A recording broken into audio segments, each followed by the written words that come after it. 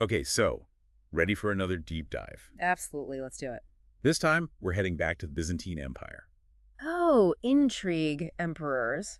My kind of place. Exactly. And we're talking about one emperor in particular, Justinian. You might have heard of him. Oh yeah, the Hagia Sophia, the Justinian Code, big name. Yeah, he's usually remembered for all the good stuff. Expanding the empire, legal reforms, architecture, Right. But what if I told you there was another side to the story? a darker side. Uh-oh. I'm intrigued already. A MUCH darker side. Okay, lay it on me. Along with Justinian's own accounts, his military campaigns, his building projects, his legal stuff, all very impressive. Right, standard emperor bragging rights. We also have this hidden manuscript. A hidden manuscript. Now you're talking. Where'd it come from? So it was written by Procopius. Procopius, wasn't he? Yeah, he's a historian. Right, who served in Justinian's court. Exactly. Okay, but you said hidden manuscript? It's called The Secret History. And let me tell you, it paints a very different picture of Justinian and his wife, Theodora. Ooh, Theodora. She's a fascinating character. Seriously. So in his official works like History of the Wars and On Buildings, The ones everyone knows. Procopius sings Justinian's praises, brilliant strategist, pious Christian, the whole 9 yards. Okay, typical propaganda. Right. But then we get to the secret history. The gloves come off. The gloves are off. It's like Procopius was just waiting to spill all the tea. Juicy. So what kind of dirt are we talking about? He accuses Justinian and Theodora of some pretty crazy stuff. Crazy how? Give me the highlights. Demonic possession, scandals, manipulation, you name it. Whoa, hold on. Demonic possession. Are we talking literal demons here? Procopius claims he saw Justinian's head disappear.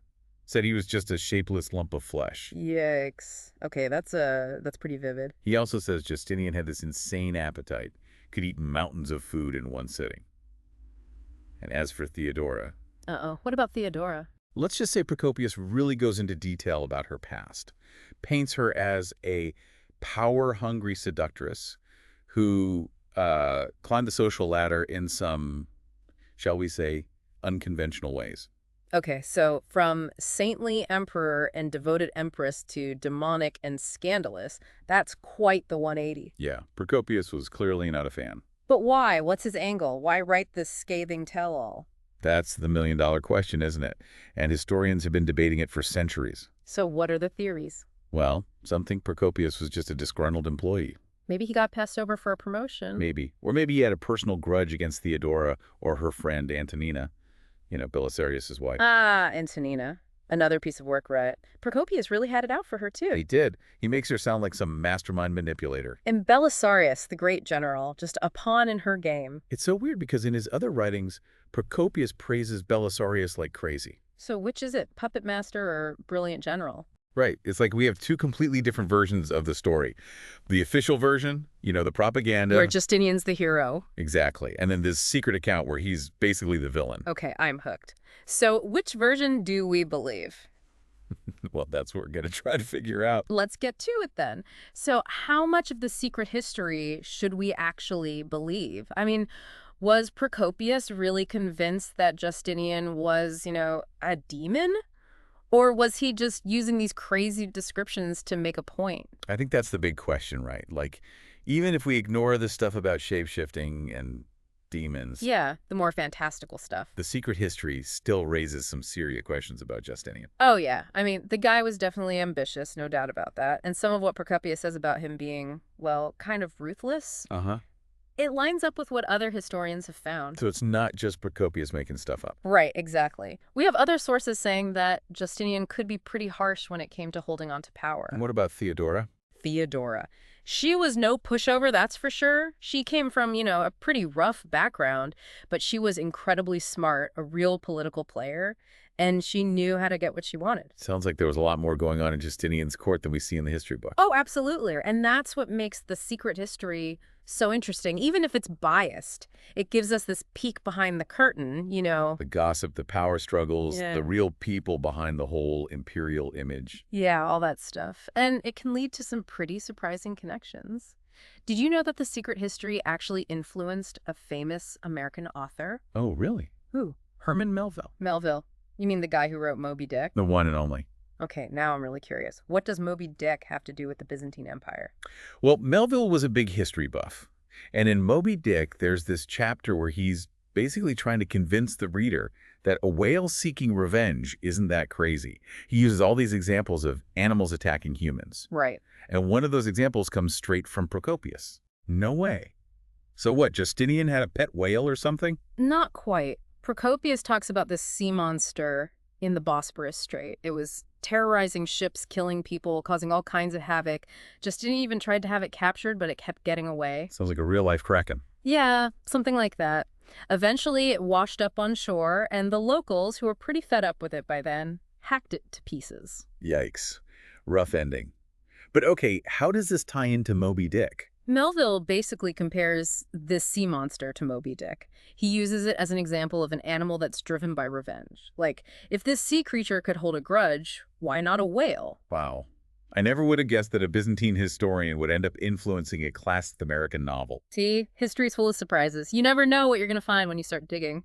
So after all this, after reading all these different accounts of Justinian, what do you think? Was he a saint, a demon, or somewhere in between?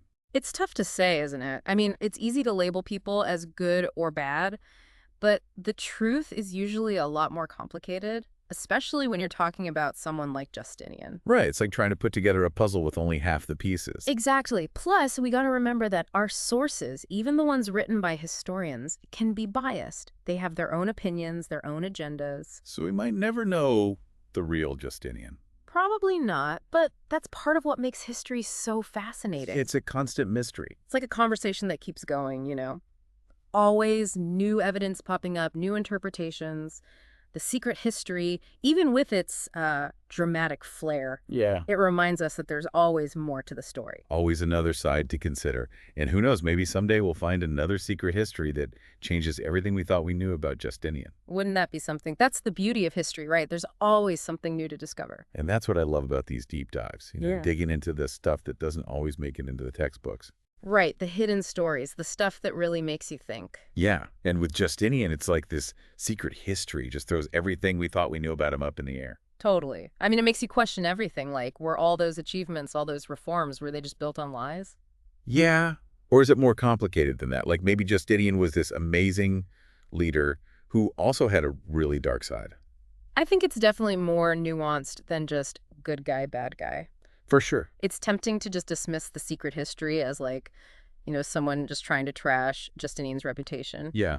But we've talked about this. Some of the things Procopius says, they line up with other accounts, with what other historians have found. So maybe the truth is somewhere in between, the perfect emperor and the demon king. Yeah, probably somewhere in that messy middle ground, which, let's be honest, is where most of history actually happens, right? Totally. So what does this all mean for us? Like, how should we think about history after looking at all this? I think it reminds us that history is rarely black and white. You got to be careful about your sources. Consider different perspectives and realize that even the biggest names in history, they were still human, with all the good and bad that comes with that. Makes you wonder how many other secret histories are out there just waiting to be found. Oh, tons. I'm sure, just imagine all the stuff we don't know about, all the secrets that are still buried. It's kind of exciting, isn't it? Oh, absolutely. History's not just dusty old books. It's an ongoing mystery. Always something new to discover. I love that. Well, this deep dive has definitely given me a lot to think about, that's for sure. Me too. Next time I see a statue of some famous historical figure, I'm going to be looking for those cracks, the hints that there might be another side to the story. That's the key takeaway right there. Don't just take things at face value, question everything, dig a little deeper. Yeah. And you never know what you might find. Absolutely. And if you enjoyed this little trip back to the Byzantine Empire with all its drama and secrets, be sure to subscribe to The Deep Dive for more deep dives into history. We'll be back soon with another topic that'll make you question everything you thought you knew about the past. So until then, keep exploring. Keep asking questions, and most importantly, keep learning.